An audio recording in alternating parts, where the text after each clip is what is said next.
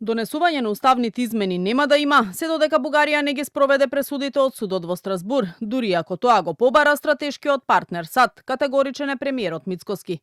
Тој во гостувањето во само интервју рече дека немало разбирање од официјална Софија за позициите на Македонија и дека уште на првата средба меѓу шефовите на дипломатиите на двете земји остварена минатиот месец во Минхен, Муцунски наишол на блокада од бугарска страна. Доколку Вашингтон рече тоа е тоа, дека треба да се гласат уставните измени, дека нема можност за промена на... И нема да ги гласам.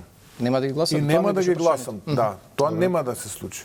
Нема да ги гласам, се додека Бугарија исто така не ги заврши своите обврски кои што ги има превземено. А тоа е да ги почитува правата на сите малцинства.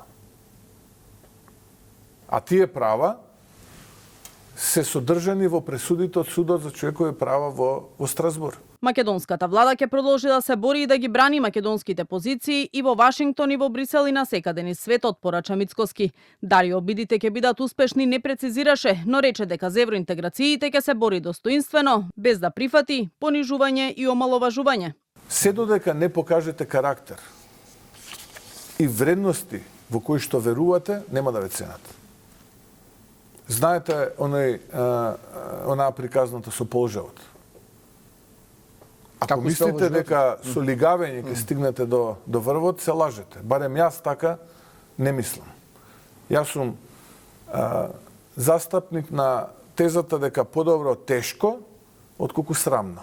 Јас немам намера да бакнувам пенкала, да се понижувам, да се смешкам, додека ме навредуваат, понижуваат и омаловажуваат. Тоа што го мислам, моите аргументи што ги имам, не велам дека се најисправните и најточните на светот.